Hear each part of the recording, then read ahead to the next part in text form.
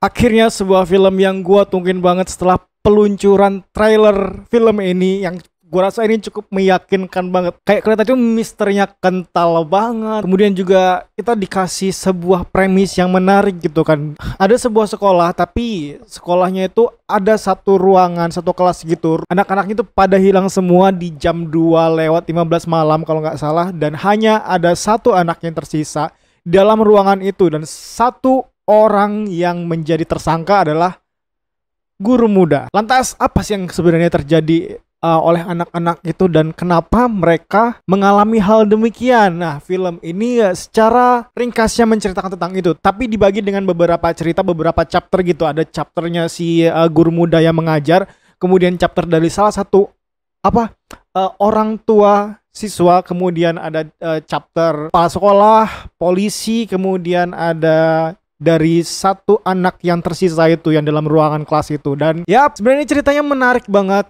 kuat banget ceritanya, dan penulisannya rapi, ceritanya rapi, enak banget buat diikutin. Tapi satu aja yang kurang, ini film lambat banget.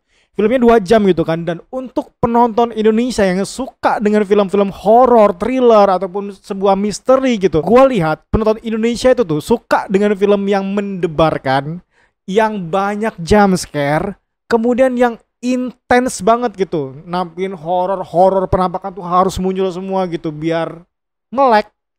Dan di film ini Weapons, filmnya lambat gitu kan ya, 2 jam lambat banget, berasa kayak ya ampun ini kenapa nggak kelar-kelar gitu kan. Gua pun beberapa kali menguap untuk mengikuti cerita seperti ini, pacingnya maksud gua.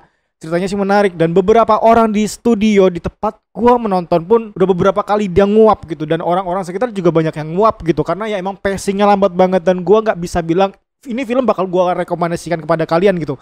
Misalkan kalau kalian suka dengan film misteri yang mengumpulkan puzzle-puzzle kepingan-kepingan kecil menjadi satu kepingan utuh gitu, ini film bakal cocok dengan kalian. Tapi kalau kalian mengharapkan sebuah film horor berhantu yang banyak jump scare, kemudian intens gitu, memberikan ketegangannya, jangan tonton ini karena kalian gua rasa bakalan mengantuk untuk nonton film ini. Tapi secara kualitas cerita ini film bagus banget. Ceritanya padat, kemudian pembagian antar chapter itu kan sebenarnya sulit gitu kan, karena setiap chapter itu tuh saling berkaitan gitu, saling terkoneksi satu sama lain. Jadi kalau misalnya kalian tiba-tiba kencing atau ke WC gitu lama terus kehilangan satu chapter, kalian gua rasa bakal agak sedikit bingung dengan jalan cerita film ini seperti apa gitu. Tapi lagi-lagi ini film kayaknya emang kurang cocok untuk penonton Indonesia yang suka film jump scare, kemudian ada penampakan, banyak penampakan gitu kan. Tapi di film ini tuh memang bukan film yang berhantu, tapi jump scare-nya ada. Jump scare-nya tetap ada, tapi minim banget, ada di beberapa adegan gitu, terutama adegan klimaksnya gitu kan. Nah, di bagian awal di chapter pertama itu kan cerita tentang guru yang menjadi tersangka gitu kan. Kita juga diajak bertanya-tanya gitu. Ini beneran nggak sih guru ini nih menjadi tersangka utama untuk hilangnya anak-anak di kelas dia gitu. Karena ya diceritain guru ini ada paranoia segala macam, kemudian emang memperkuat, kayaknya dia ini ada masalah sendiri deh. Tapi belum tahu latar belakang dia ngelakuin itu tuh apa gitu. Nah, itu masih bertanya-tanya. Kemudian melanjut lagi ke chapter selanjutnya yang menjadikan tanda tanya lagi, semakin sedikit memberikan penjelasan gitu dengan apa yang sebenarnya terjadi di film ini. Dan chapter berikutnya, dan semakin ke ujung ceritanya semakin jelas gitu. Dan waktu menuju ke chapter terakhir ini, karena itu kan sebenarnya kalau orang yang udah paham dengan ceritanya itu kan bakal ngerasa oh mungkin endingnya bakal begini gitu kan. Udah menerka-nerka karena kita udah bisa berhasil mengumpulkan kepingan puzzle itu menjadi satu kepingan yang utuh gitu kan. Tapi di endingnya ternyata memberikan sebuah adegan yang cukup mengerikan, nyilu, asik buat ditonton, seru juga. Di situ bagian klimaksnya memang seru banget sih. Dan walaupun ketebak endingnya bakal gimana, tapi cukup menyenangkan juga untuk nonton film ini karena ini dari cerita serius, gue suka ceritanya. Cuman itu tadi pacingnya lambat bener. Kalian harus minum kopi dulu sebelum nonton film ini, atau enggak cemil lah, makan-makan di bioskop gitu biar enggak ngerasa bosen banget dengan film ini gitu gua rasa. Karena filmnya 2 jam, kemudian pacingnya lambat bener, jadi gua saranin makan sesuatu di bioskop. Dan dengan pacing yang lambat begitu, cerita yang begini juga, gua rasa film ini bakal mempunyai beberapa kesan setelah menonton filmnya. ada yang nggak suka film ini, ada yang nggak suka banget, ada yang B aja dengan filmnya, ada yang suka dengan filmnya. Gue nggak bisa bilang kalian bakal suka banget dengan film ini karena ya pacingnya lambat gitu tadi gitu kan. Karena memang ini film lebih ke misteri gitu, ngasih teka-teki segala macam. Kita harus menyimpulkan, harus mengumpulkan puzzle-puzzle itu dari chapter, dari karakter, dari cerita yang film ini suguhin. Dan ya gue ada di kategori suka sih.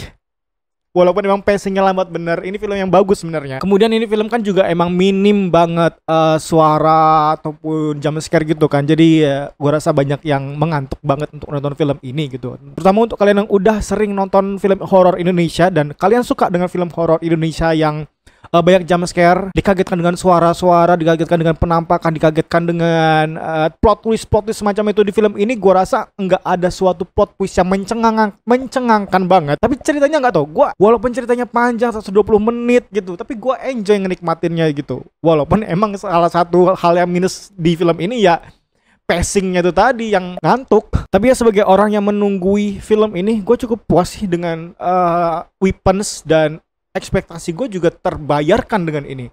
Ini film juga cukup sadis, terutama untuk di endingnya tadi, dan juga kayak bertanya-tanya gitu juga. Maksudnya kenapa orang itu melakukan hal seperti itu, tapi ternyata ya begitu.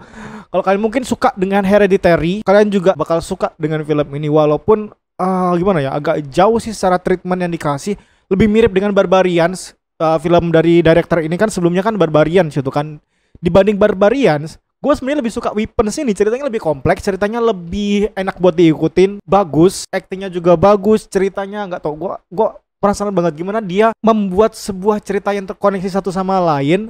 Dan juga itu kan sebuah cerita yang rumit menurut gue, harus bikin ribet lah pokoknya. Tapi ini film disampaikan dengan cara yang enak buat diikutin. Itu gue salut banget sih.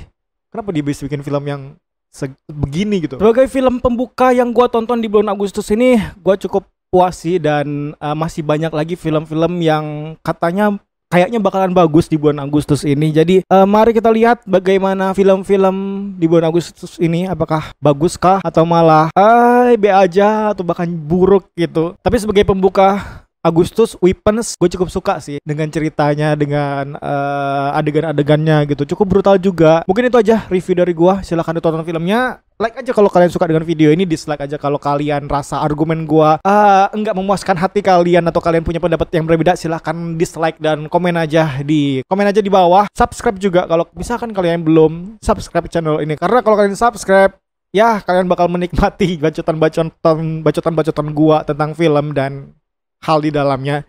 Jadi terima kasih dan jangan lupa bertobat.